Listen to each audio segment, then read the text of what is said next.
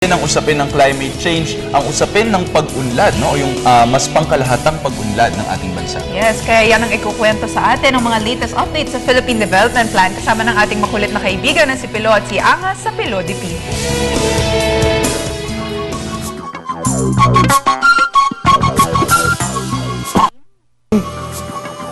Ikaw na ba yan? Ako to. Oh, ito. Tubig. Saka gamot. May dala ako. Umin mo na. Hindi na siguro.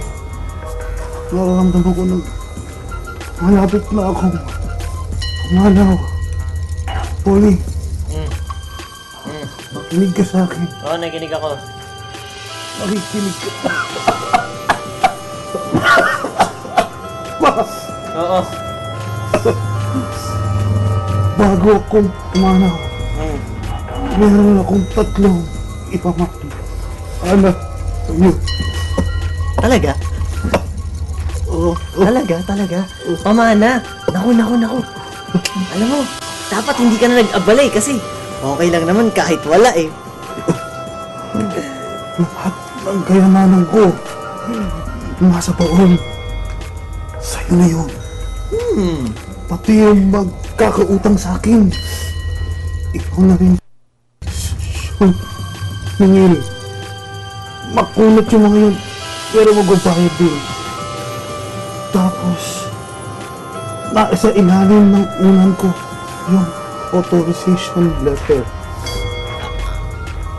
Asan? Authorization eh. Ano ba? Visit ka eh. Di ba may sakit? Papatayin mo talaga ako eh. Mukha talagang pera eh. Hindi naman. Teka, anong nangyari? Bakit? Hindi ka ba naghihingalo? Hindi. Papanggap lang ako. Ano, para malaman ko kung talagang nagmamalasakit ka sa akin. Ba yan? Pera na sana. Teka. Ano ba dapat yung pangatlo mong ipapamana? Pamana!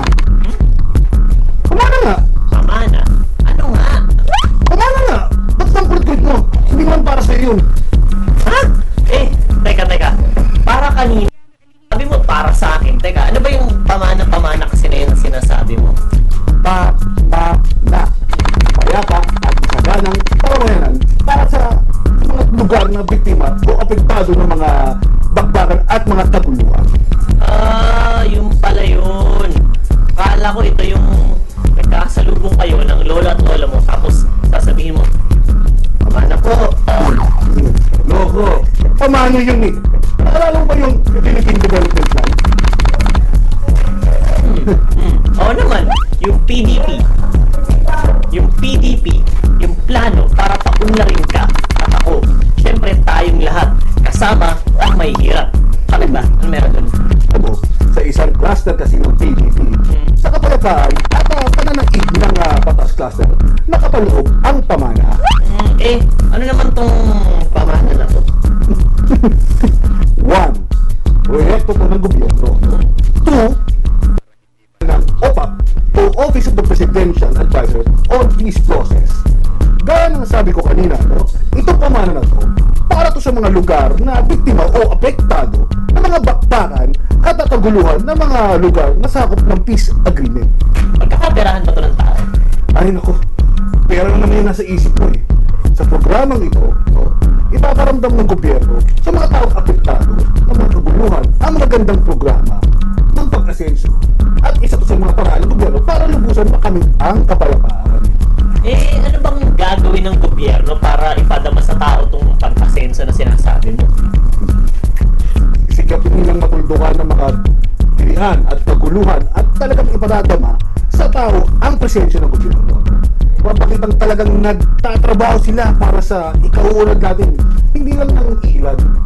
Sa tingin mo ba makukontento na ang mga tao sa ganun lang? Siyempre, hindi pa, no? Kulang pa yun. Kaya gagawa ang national government siya at informa na bubuo ng pundasyon ng kapayapaan tulad ng mga pabahay, mga bagay na may kinalaman sa ancestral domain at pagbabangko. Maganda sana kung meron tayong livelihood program trainings eh. Siyempre. Siyempre, para sa kanila, di ba? Hindi mawawala yun. Sa pamana, may mga livelihood livelihood programs at trainings din. May mga activities na huhubog sa pamilya at komunidad sa pamamagitan ng mga activities na to. Mapapaigting ang kanilang kakayahan sa pagresolba sa mga kaguluhan sa kanilang lugar at bibigyan focus din nito ang kanilang kalusugan at edukasyon ng mga bata. Aba, pinapasikatan ako nitong pamana.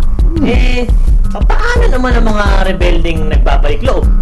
May trabaho din ba tayong maibibigay sa kanila? Lahat yan meron. Ang pamana at ang kanilang mga kapartner na ang gagawa ng trabaho para sa kanila. No? Ang mga magsasaka dito, hindi na rin gano'ng mahihirapan. Dahil kasama sa pakay ng pamana, paggawa ng mga farm to market roads, mga infrastruktura at mga kalsada. Maging ang suliranin sa kuryente, tutugunan din ng pamana. Pamana, you're the best! Teka, balik tayo dun sa ipinamana mo kanina. Seryoso ka ba dun? Bigay mo sa Dinahan ka, akin no? na lahat ng kayamanan mo sa baon. Sinusubukan lang kita, Okay no? na. Sinusubukan lang kita. Wala akong pera. Joke lang yun.